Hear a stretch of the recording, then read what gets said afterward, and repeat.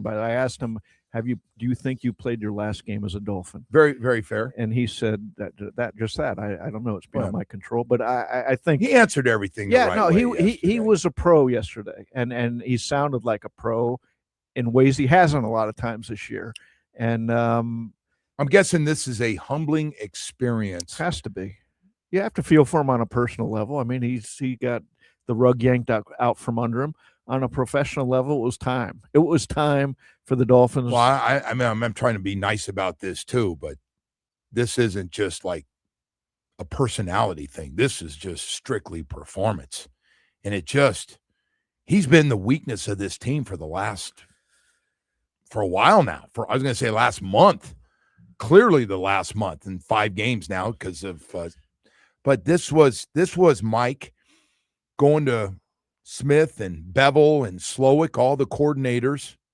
We got lots of coordinators on our offensive staff and going, guys, and everybody looking around the room and like we're working with them on feet and eyes. We're working with them on this and first read and trying to find this.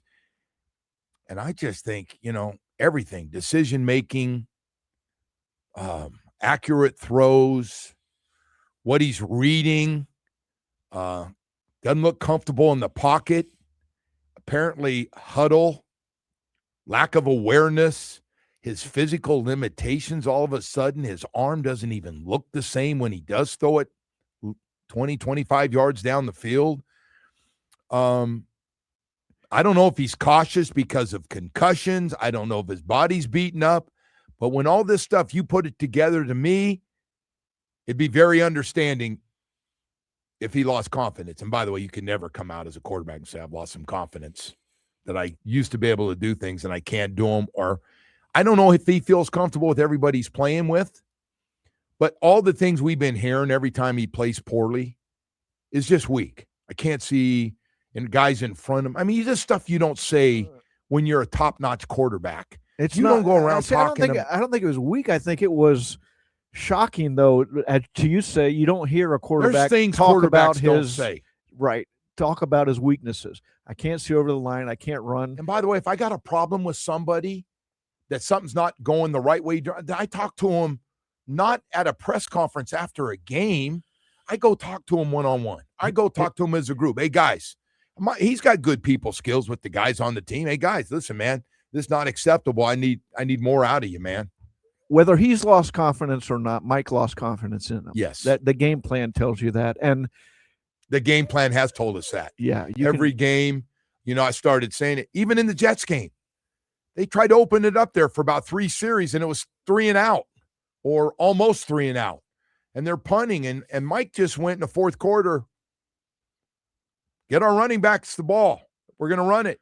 Wright started running the ball. Hell, Achane wasn't even playing. Wright ran for 100 yards. But even at the top of his game, I never thought that's good enough. I always thought that this is a offense. It's almost a gimmick offense, of speed and it was great for a while, but that's not what it is now. That's not what it is at all now. Achane's still going to break some long runs because he's still ball control. Fast. Ball control. It's not quite smash. I used the phrase smash mouth in a column a couple weeks ago, and a lot of readers, it's not smash mouth. And they're right. It's not smash mouth. Come off the ball. But it's the idea of ball control. Ball control by running the ball and playing defense, keeping the defense off the field because you're running the ball, but relying on them to much more than you are Tua. I'm going to give you another one, too. Just this is a time where, to me, it looks like we got a wide receiver that's not very happy. Just my read. Let's watch him on the sideline, takes himself out of the game. Jalen Waddle does not look like a happy wide receiver. And I get it. He's watching everybody else that's the number one receiver on their football team, whether you think he's a number one overall or not. By the way, that could be up for debate, the way you got 2 catches for 30 yards every game, like he's had in recent weeks. We pay a lot of money. We don't get him the ball. Well, you got to get him the ball. But the problem is the quarterback can't get him the ball. He doesn't have, you saw him try to throw that pass in Pittsburgh that was intercepted. Same throw. 20, 25 yards. Same throw to the Saints. tried to throw it, and it fluffed up there, and the Yeah. safety came over and picked it off at Hard Rock Stadium. It's like an ephus pitch in baseball, the blooper. Yeah. So, and I think he's frustrated. I know they're Alabama guys together. They've been together. I see them. They yuck it up and have a little fun. There's got to be some frustration, though. Have you ever met a receiver who isn't frustrated when he's not getting the ball? Any good you played with a couple of them who were very loud when they didn't get the ball. Look what's going on in Philadelphia. They didn't even wait to get out of the huddle. My guys, it was a show in the huddle. You've heard me say this, and love telling them when we go out, because I just thought it was the most entertaining thing to think that I was part of that huddle and could hear those guys going at it about who's had more targets. Look who's playing against me. You've thrown him the last 3. I'm pretty good too on the other side. And they never took shots. It was funny. Mark and Mark never took shots at each other. It was always to Danny. They were taking shots. Now, this in this little huddle with the clock running, waiting for the play to come in, and those guys pointing at the guys they're playing with. And then Duke would point at the guy he was with that was covering him.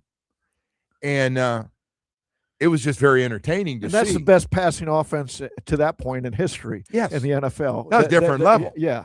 So all the pieces were good. Tony Nathan coming out of the backfield. Nat Moore, tough as mofo we've ever played with. So you'd expect Jalen Waddle to be frustrated. I mean, I'd hope he'd be frustrated at 2 catches, 10 yards, right? I mean, saying, hey, I'm better than this. Now, is he how many number one receivers? Everybody's like dismissive of he's not a number one receiver. There's like 10 number one receivers in the league.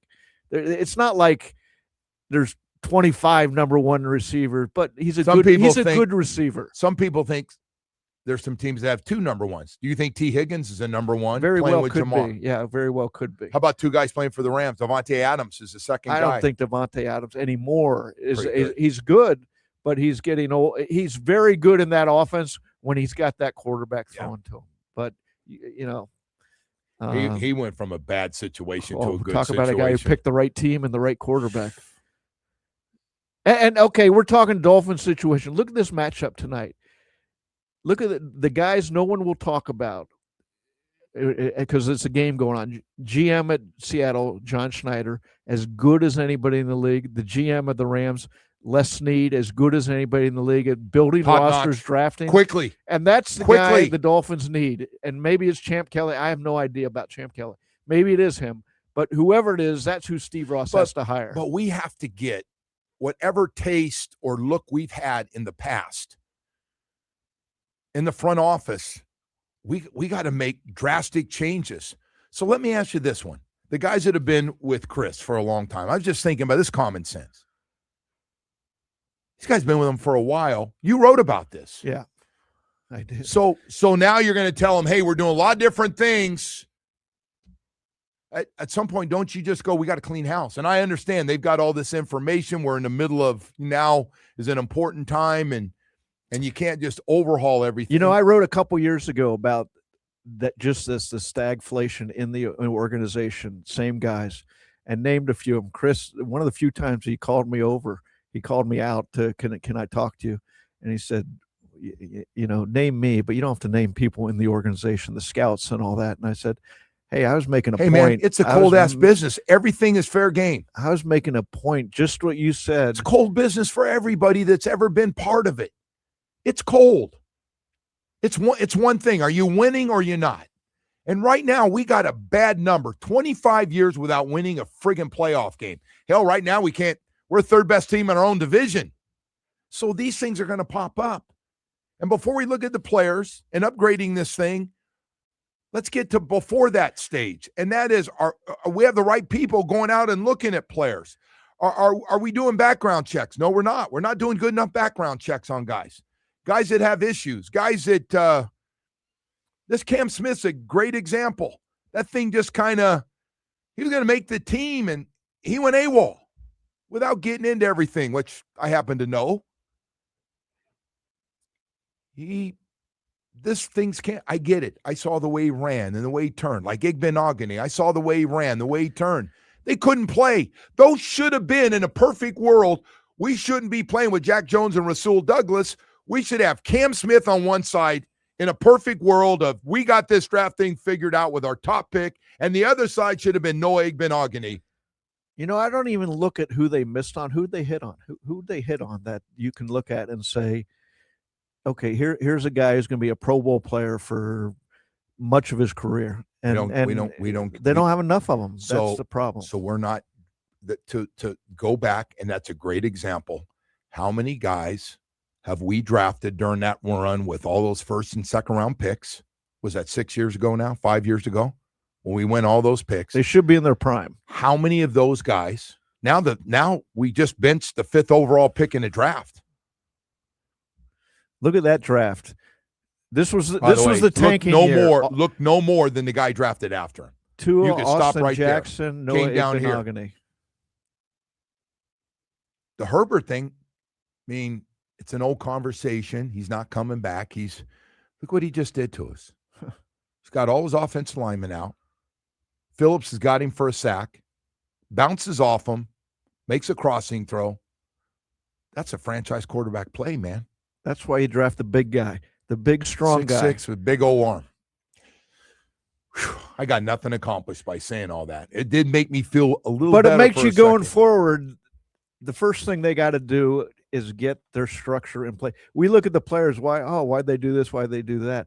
The structure is all wrong for the By the way, you want to hear the crazy part? I think we got a really good coaching staff. This is one of the best coaching staffs we've ever had. I mean it. I watch everything. We got a lot of guys playing really well. We got a lot of guys we didn't think much of they're having good seasons. We are. They developed. Look at the offensive line developed. The young players on the defensive starting on the line of scrimmage on both sides. Those guys can coach. Those guys, Austin and Butch, done a good job. But it's not just them. We got a lot of guys. We got to get them better talent. We got to upgrade it. And I know, and I'm not beating on the guy that's out the door. That's done. He's a good guy. He's always going to be a good guy. Got 25 years of money from this organization. He's fine. Anyway, hey, we got